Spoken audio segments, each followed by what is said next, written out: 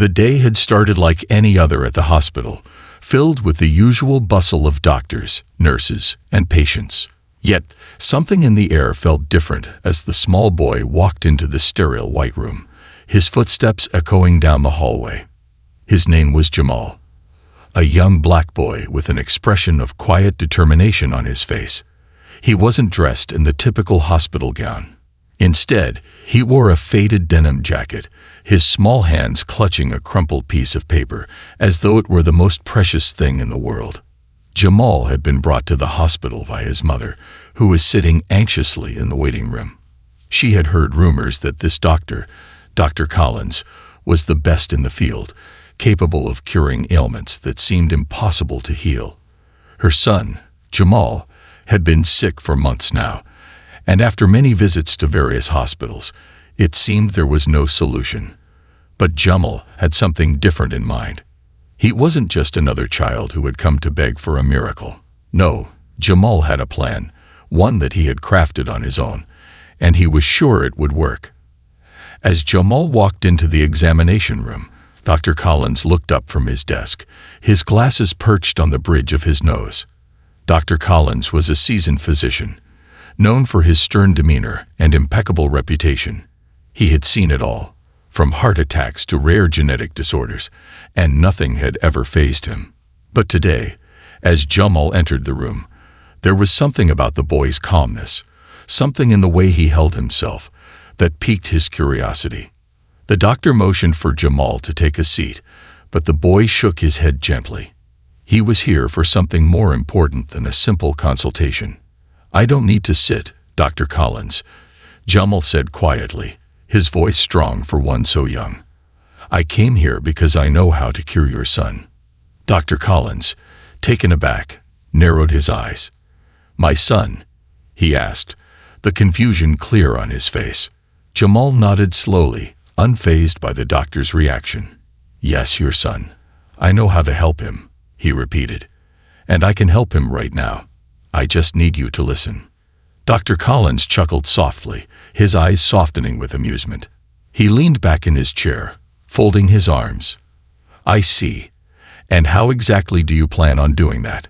he asked, already prepared to dismiss the boy's words as childish fantasy. After all, no one could cure a disease as complicated as the one his son was suffering from, at least not without years of medical training and expertise. Jamal was just a boy, and the idea that he had a cure was almost laughable. But Jamal was persistent. "I have the cure," he said again, his eyes locked onto Dr. Collins with an unwavering confidence. "I know it sounds crazy, but I promise, it works. I've seen it. It's a method, and it's simple." Dr. Collins raised an eyebrow. "A method?" he repeated, incredulous. "And where did you learn this method, Jamal?" Jamal's hands tightened around the paper in his pocket, but he didn't hesitate.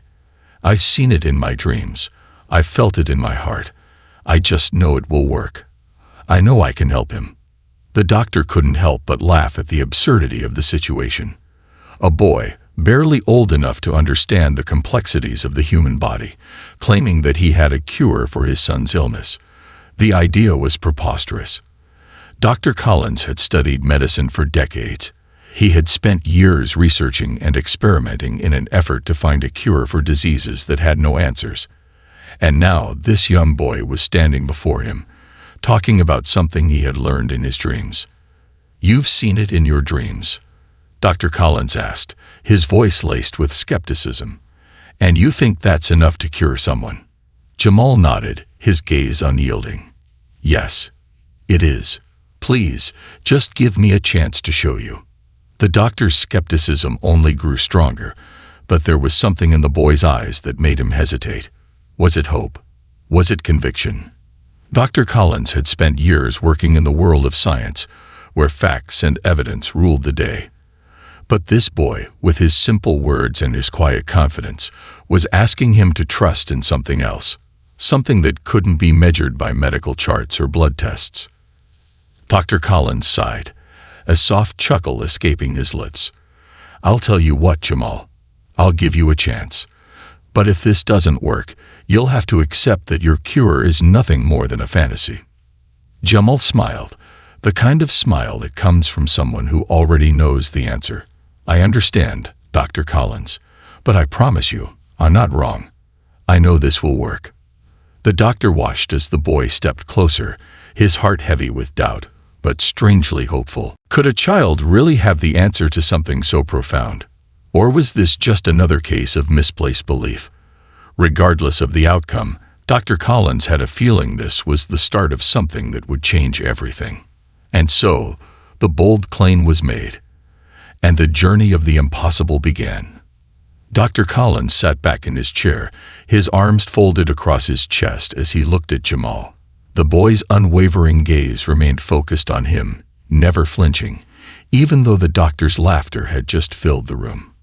It was a laughter that came from disbelief, from the idea that a child, no older than 10, could possess the knowledge to cure a disease as complicated as the one his son was battling.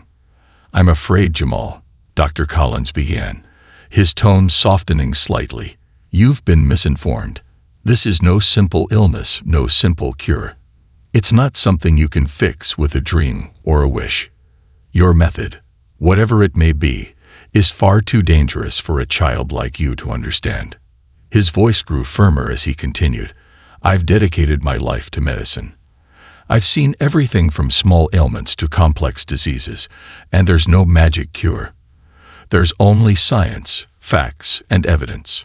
Jamal remained silent, his face unchanged. There was no sign of anger or frustration, only calm and quiet confidence. It was almost as if he had expected Dr. Collins to react this way.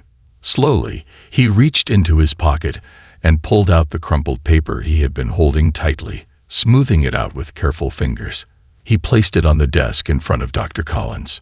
The doctor eyed the paper, still unsure of what he was about to see. "What is this?" he asked, though he already suspected the answer. He took the paper and began to read, but as his eyes scanned the words, his expression began to change.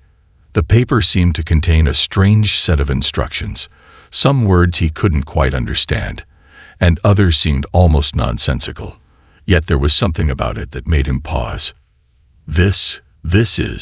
What is this supposed to mean?" Dr. Collins muttered to himself. The instructions on the paper didn't seem like anything he had ever read in a medical journal or heard in any of his years of training. Yet there was a calm certainty in Jamal's eyes, a quiet belief that this could work. Jamal's voice broke the silence. "It's simple, Dr. Collins. All you need to do is follow the steps exactly. It won't work if you change anything. Trust me, it's the only way." The doctor's hand trembled slightly as he held the paper, looking at the written words again. It didn't make sense. How could a child, a boy who had no medical background, possibly know something that he, a trained doctor, had never heard of? He knew all the medical jargon, the scientific processes, and yet this paper, with its strange methods and cryptic instructions, was something he had never encountered before. For a moment, Dr. Collins thought about laughing again. It was almost comical, the idea that a child could provide him with the answer to his son's suffering. But something stopped him. Maybe it was the look in Jamal's eyes, or maybe it was the quiet confidence in his voice. The doctor had seen many patients come and go, many with similar desperation. But this boy was different. There was something about him that made Dr. Collins feel like he had to listen, if only for a moment longer. "I can't just follow this," Dr. Collins said, pushing the paper aside. "It's dangerous to try something so untested. We're talking about my son's life here, Jamal. I can't risk putting him through something that hasn't been proven, no matter how confident you are." Jamal didn't seem fazed by the doctor's concerns. He simply stared at him, waiting for the doctor to come to his own conclusion. There was no anger, no frustration in his expression, just the same calm certainty. "But you're already risking everything, aren't you?" Jamal's voice was soft but piercing, cutting through the doctor's doubt. "You've tried everything, and none of it worked. You're at the end of the road. If you don't try something new, what will happen to your son? If you don't take this chance, you might lose him. Forever." The words hung in the air between them, leaving an uncomfortable silence in the room. Dr. Collins felt a lump form in his throat. His son had been sick for so long, and every treatment, every drug, every doctor he consulted had failed. The boy was growing weaker each day, and no one could figure out why. There was a deep pain in his chest, a gnawing feeling that he had failed as a father, as a doctor, that he couldn't save his own flesh and blood. Dr. Collins looked down at the paper again, his mind racing. Could it really work? Could something as simple as following these strange instructions change everything? He had nothing to lose by trying, but that didn't mean he wasn't terrified of the unknown. He stood up from his desk and walked over to the window, looking out at the city below, his hands trembling slightly. He had seen countless patients, countless families who were desperate for a miracle. But what if this was the real thing? What if this boy had found something no one else had seen? He couldn't ignore the possibility, no matter how unlikely it seemed. "I'll try," Dr. Collins finally said, his voice heavy with doubt but tinged with something else. "Hope. I'll give it a chance. But if this doesn't work, I need you to understand the risks, Jamal." Jamal nodded, his expression still calm. "I understand, Dr. Collins. I believe it will work. I just need you to trust me." The doctor took a deep breath, his heart pounding in his chest. There was no going back now. What had started as a laughable claim had now turned into something that could change everything. And for the first time in a long while, Dr. Collins allowed himself to hope. The first few hours after Dr. Collins agreed to try Jamal's method were tense. He had prepared himself for disappointment, expecting the treatment to fail, as all the others had before. After all, how could something so simple, something so untested, possibly work? Still, despite the skepticism that weighed heavy on his heart, a tiny flicker of hope had ignited within him. It was a fragile hope, one that was easily overwhelmed by doubt, but it was there, just enough to keep him going. Jamal had insisted on being present throughout the process, and Dr. Collins, though reluctant, allowed him to stay. They had moved his son, Ethan, from the sterile white room to a smaller, more private space where the procedure could take place.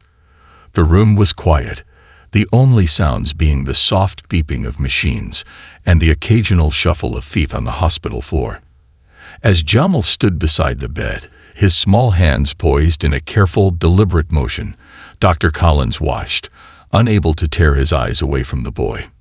Jamal had been so confident when explaining the method to him earlier, so sure that it would work. Now, the doctor had to admit, his own uncertainty was beginning to waver. There was something about Jamal's presence, something steady and sure, that made Dr. Collins question his own instincts. Could this be the turning point they had all been waiting for? Jamal gently placed his hands over Ethan's chest, his fingers barely touching the boy's skin. The stillness in the room was deafening, and Dr. Collins felt a lump in his throat as he watched.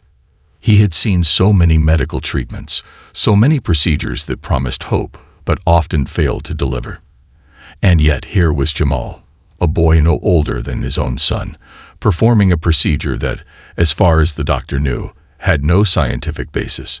It felt impossible, and yet the certainty in Jamal's actions made Dr. Collins feel like he was witnessing something extraordinary. As Jamal began to speak softly, his words were gentle but clear. The doctor couldn't make out exactly what he was saying. There was a quiet murmur, a rhythmic cadence to the boy's voice that seemed to calm the room. The words weren't like any medical jargon the doctor had ever heard, but there was something almost soothing about the way Jamal spoke. It wasn't the words themselves, but the calm energy that flowed through them, as though he was guiding the very essence of life itself. Minutes passed in silence, and Dr. Collins found himself holding his breath, watching the scene unfold before him. He had always prided himself on his ability to control the situation in a medical setting, but right now, he was powerless. There were no tests, no data, no proof that this method could work. He was left with only one thing: faith. Faith in the boy. Faith in the possibility of a miracle. And then something happened. It started slowly, a subtle change that Dr. Collins almost missed. Ethan's chest, which had been rising and falling weakly with each breath, seemed to be expanding a little more with every inhale. His color, which had been pale and sallow, began to improve, just a hint of warmth returning to his cheeks. The machines that had been keeping track of his vitals started to show numbers that were slowly inching toward normal. Dr. Collins' eyes widened, his heart quickening as he leaned closer, his pulse pounding in his ears. This can't be," Dr. Collins whispered, his voice barely audible. He checked the monitors again, then reached for his stethoscope, placing it over Ethan's chest. He listened intently, as if he were trying to make sense of what he was hearing. The steady rhythm of the heart, the deeper, more consistent breaths. There was something different about it, something that felt almost right. He turned to Jamal, who was still standing by the bed, his eyes closed, his lips moving as though he were speaking a prayer. For the first time in months, Dr. Collins allowed himself to believe, even just for a moment, that the impossible might actually be happening. He watched as the boy's body, which had been frail and lifeless just hours earlier, seemed to come alive before his very eyes. It was like watching a plant slowly come to life in the sun, its leaves unfurling, reaching for the light. The change was slow, but it was undeniable. Jamal, sensing the shift, opened his eyes and met the doctor's gaze. There was no triumph in his expression, no smugness or pride, just quiet, steady certainty. He had known this would happen. He had known all along that it was only a matter of time before Ethan's body responded to the cure. Dr. Collins felt a knot tighten in his chest, a mix of disbelief and awe. He had seen the data, the test results, the countless failures, and yet here was Jamal, a child, showing him something he couldn't explain. The method was so simple, yet it was working. How could this be? He had spent years in medical school, spent countless hours in laboratories, and never once had he come across anything like this. But now, standing in this room, watching his son's health slowly return, Dr. Collins knew that he had to accept what was happening. "It's working," Dr. Collins murmured, the words barely escaping his lips. His voice cracked as he realized what he was witnessing was a miracle. Not a scientific breakthrough, not a new treatment, but a miracle, something that couldn't be explained by any of the knowledge he had accumulated in his career. It was something far beyond science. It was hope, it was belief, and it was happening right in front of him. As the minutes turned into hours, Dr. Collins continued to watch, his heart swelling with gratitude. The boy, Jamal, had done what no one else had been able to do. In his quiet, unassuming way, he had brought back the life that seemed lost. The miracle had unfolded, and Dr. Collins was left speechless, humbled, and forever changed by the power of belief, a child's hope, and a miracle that no one could have predicted. The hours that followed were nothing short of miraculous. Dr. Collins stood by his son's side, unable to tear his eyes away from the steady, rhythmic rise and fall of Ethan's chest. The faint, almost imperceptible change that had begun earlier in the day had transformed into something unmistakable. Ethan's color had returned to his cheeks, and his once shallow, erratic breathing had become deeper, more controlled. The monitors that had once painted a grim picture now displayed signs of life that Dr. Collins had feared would never return. The doctor stood in awe, his hands shaking ever so slightly as he adjusted the IV drip, ensuring that Ethan's condition remained stable. He could barely comprehend what was happening. The miracle that had seemed so unlikely, even laughable hours ago, was unfolding before him. Jamal's method, whatever it was, had worked. Against all odds, it had brought his son back from the brink. As Dr. Collins continued to observe Ethan, a sense of relief washed over him, mingled with an overwhelming feeling of gratitude. He had been so focused on science, on his medical knowledge, that he had closed himself off to the possibility of anything beyond the rational. But now, as he watched his son breathe deeply and steadily, he understood something that he had never truly grasped before. There was more to healing than just medicine, more to life than just formulas and treatments. There was faith, there was belief, and sometimes that belief could move mountains. He turned to Jamal, who was standing quietly in the corner of the room, watching with a serene expression. The boy's calm presence had never wavered, even when the doctor had been skeptical, even when the odds had seemed insurmountable. Now, as Jamal's eyes met his, Dr. Collins felt an overwhelming surge of respect and gratitude. He realized that he had underestimated this child in the most profound way. Jamal had known something that Dr. Collins hadn't, a truth that had been hidden from the doctor's scientific mind. Sometimes, healing came from a place that couldn't be measured by blood tests or X-rays. Dr. Collins took a deep breath, his voice thick with emotion. "I don't know how to thank you, Jamal. I don't know how to explain what has just happened. This shouldn't be possible. But it is. You've done it. You've saved my son." Jamal's smile was soft, but it carried a weight of wisdom that belied his age. He didn't respond with words, but his eyes spoke volumes. There was no arrogance in his gaze, no sense of superiority, just quiet confidence and a deep, unwavering belief that what had happened was meant to be. The boy had always known this was the outcome. To him, this wasn't a miracle. It was a certainty. Dr. Collins swallowed hard, his mind racing to comprehend what he had witnessed. He had spent decades in medical school, studying the complexities of the human body, learning every disease, every treatment, every possible scenario. But never once had he encountered something like this. Never had he witnessed the raw power of belief, of trust, manifest in such a profound way. "You've shown me something today that I will never forget," Dr. Collins continued, his voice trembling. "All my years of training, all the science and knowledge I've gathered, none of it prepared me for this. I've always believed in facts and data, but you've taught me that sometimes there's more to healing than what we can see or measure." Jamal simply nodded, his hands clasped in front of him, his gaze still steady. "It's not just about the cure, Dr. Collins," he said softly. "It's about believing in what you can't see, trusting in what's possible even when it feels impossible. The cure was always there. You just had to be open to it." The doctor's eyes welled with tears as he looked at his son, now breathing peacefully, the color restored to his face. His heart swelled with gratitude, not only for the miracle that had unfolded before him, but for the lesson that Jamal had unknowingly imparted. There were no words that could adequately express the gratitude he felt. He had spent so much of his life searching for answers in textbooks and lab results, but Jamal had shown him that sometimes the answers didn't come from a page or a test. Sometimes they came from the heart.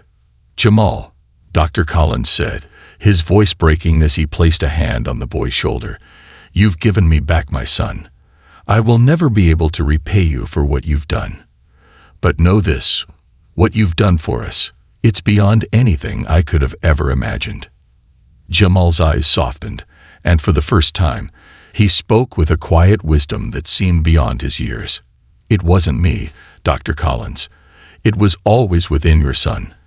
I just helped him find it." The doctor nodded slowly, his heart filled with a new sense of understanding. He had spent his entire career focused on what could be seen, what could be measured. But today, Jamal had opened his eyes to the importance of faith, hope, and belief. The kind of belief that didn't come from science, but from something deeper, something that could not be explained, but only felt. As the hours passed and Ethan's condition continued to improve, Dr. Collins sat beside his son, his hand resting gently on the boy's arm. He watched as his son's breathing grew steadier, stronger. He had always believed that medicine held the answers, but today he had learned that sometimes healing required more than just science. Sometimes it required trust. Trust in the unknown. And in that trust, a miracle had happened. "Thank you," Dr. Collins whispered, his voice barely audible as he looked at Jamal once more. "Thank you for teaching me what I never knew I needed to learn." Jamal smiled softly, and with that, he quietly left the room. The doctor watched him go, his heart full of gratitude, knowing that this moment, this lesson, would stay with him forever. As he looked at Ethan, who was slowly waking up with a smile, Dr. Collins understood that this miracle wasn't just about saving his son. It was about saving himself, his belief in something greater than science, something that transcended all the facts and formulas he had spent his life studying. It was about hope. And it was something that would stay with him for the rest of his life.